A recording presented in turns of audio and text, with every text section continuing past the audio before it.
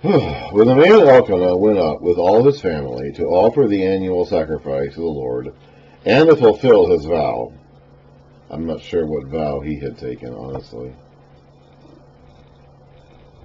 Unless he made her vow his vow as well. I don't know. Hannah did not go. She said to her husband, "After the boy is weaned, I will take him and present him before the Lord, and he will live there always." After the boy is weaned. That would not have been like after 6 months or whatever, like it is in our day and time. That would have been after 3 or 4 years. He would have been a toddler by the time that happened. I don't know what vow Elkanah had made. We didn't read about that, but apparently he had made one. And Hannah is not going until after the boy is weaned. Now remember, Hannah, again, I don't know what sacrifice this was. The text does not specify what annual sacrifice this is. If this is one of the 3 yearly festivals that all the men were required to attend, or if it's something different, like a family festival, like a family reunion specific to that clan, I don't know. At any rate, Elkanah is going, Hannah is not. The women were not required to go to these annual festivals. They could. They were not forbidden from going, but they weren't required to. So Hannah here is probably precisely because of the childbearing situation. It would not have always been feasible or practical for them to go if they were heavily pregnant or nursing a small child. So that was probably the reason why they weren't required to. But they could. They weren't forbidden from it. Hannah had been going with him, but now she is not. She has a young son that she is breastfeeding, and she is going to stay with him at home until after he is weaned. And again, in their culture, that wouldn't have been until he was 3 or 4, maybe even 5 years old. "Do what seems best to you," Elkanah, her husband, told her. "Stay here until you have weaned him. Only may the Lord make good his word," or make good your word. So the woman stayed at home and nursed her son until she had weaned him. Now remember, a husband could override his wife's vow. Once he finds out about it, which clearly he has found out about it, he could override his wife's vow. In Numbers 30, Moses says this. This is what the Lord commands. When a man, this is verse 2, when a man makes a vow to the Lord or takes an oath to obligate himself by a pledge, he must not break his word, but must do everything he said. Down in but that's not the case for a woman necessarily. So then, for the whole rest of the chapter is about giving all these exemptions for when females make vows, but their male authority figures override them. In verse 3, it starts talking about a young woman, an unmarried woman living in her father's house under her father's authority. If her father finds out about it and forbids the vow is nullified. In verse 6, if she marries after she makes a vow, and her husband hears about it but says nothing to her, then her vows will stand. If her husband forbids her, he nullifies the vow. In verse 10, if a woman living with her husband makes a vow and her husband nullifies it, the vow is nullified. So Hannah's vow could be overridden by her husband once her husband finds out about it and decides he does not want her to be bound to it. Clearly, Elkanah has found out about Hannah's vow and is okay with it. So he is not overriding her vow or nullifying it, although he had the authority to do so. So if he did not want to give up his son Samuel to the Lord at the service of the tabernacle, he could have said no, and that would have been okay. But he's okay with it. Now remember, he would have had other children. Oh boy, you're just arg with Peninnah. So he doesn't need Samuel for the sake of having an heir. But if he had wanted to keep Samuel at home and nullified Hannah's vow, he had the authority to do so, but he is letting it stand. So the woman stayed at home and nursed her son until she had weaned him. After he was weaned, why do you have to do this stuff? And it's just so annoying, just so annoying. And you only do it when I'm here. It's like, you're just so annoying. After he was weaned, She took the boy with her, young as he was, along with a 3-year-old bull, or with 3 bulls, probably more likely 3 bulls. Come on, cat, stop that. Along with a 3-year-old bull or 3 bulls, an ephah of flour and a skin of wine, and brought him to the house of the Lord at Shiloh. When they had slaughtered the bull, they would have probably needed 3 bulls to offer up all the various sacrifices they were going to offering. One of the bulls would have been for this vow.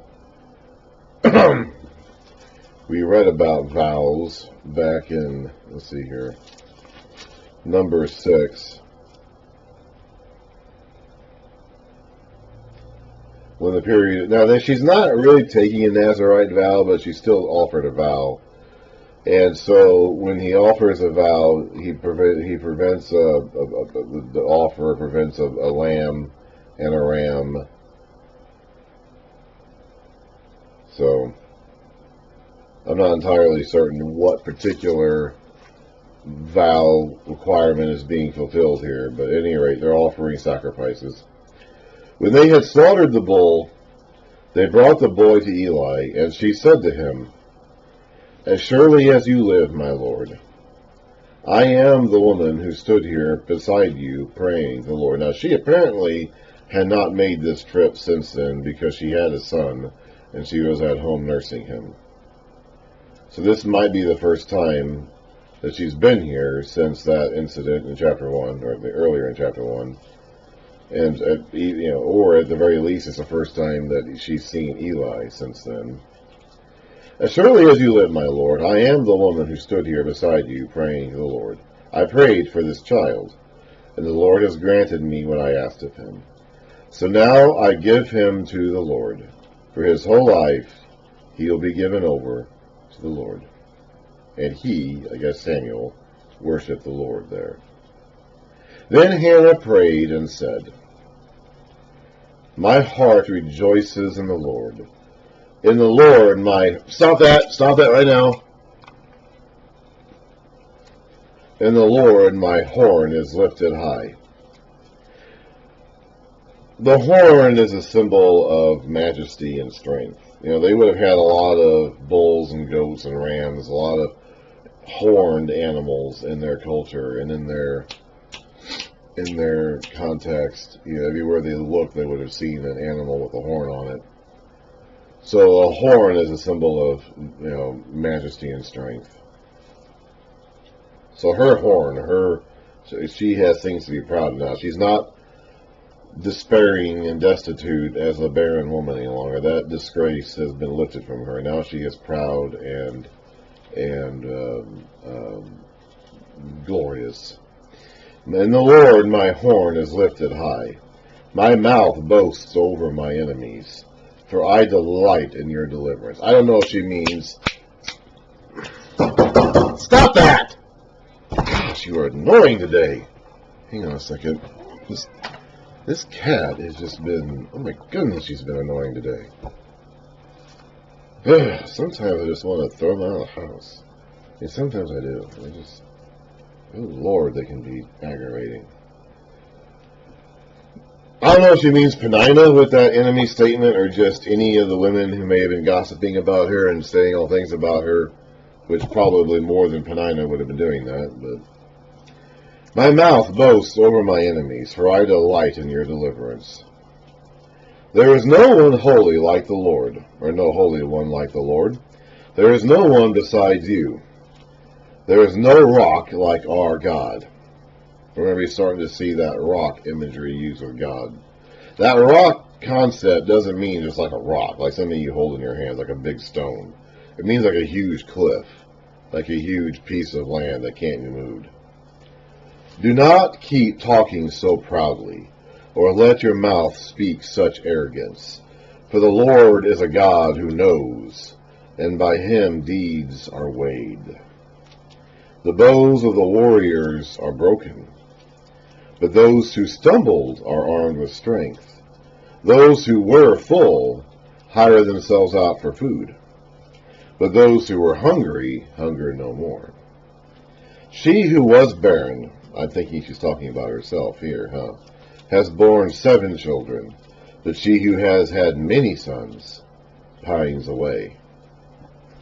The Lord brings death and makes alive. The Lord brings death. Back in chapter 1, we see the Lord closed her womb. Made it very matter-of-factly. God did that. Here she's saying the Lord brings death. It's not always Satan. It's not always natural disasters. It's not always a consequence of sin. The Lord brings death. The Lord brings death and makes alive. He brings down to the grave and raises up. The Lord sends poverty and wealth. He humbles and he exalts. He raises the poor from the dust and lifts the needy from the ash heap. He seats them with princes and has them inherit a throne of honor. For the foundations of the earth are the Lord's. Upon them he has set the world. Now, I don't know what Hannah means by that. Hannah is probably thinking of the pillars of the earth that she believes the earth is set on top of. That's probably what Hannah is thinking. At any rate, whatever it is that holds the earth up, God is responsible for that. He will guard the feet of his saints, but the wicked will be silenced in darkness. It is not by strength that one prevails. Those who oppose the Lord will be shattered. He will thunder against them from heaven. The Lord will judge the ends of the earth. He will give strength to his king and exalt the horn of his anointed. That's a prophecy of the kingdom now, isn't it? Then Elkanah went home to Ramah, and Hannah would have too, obviously. Elkanah, that should say. But the boy ministered before the Lord under Eli the priest. So Samuel stays there. Elkanah and Hannah go home, but Samuel stays there at the tabernacle. It's not like he never sees his mother again. He does, but he's not going to be living with her again.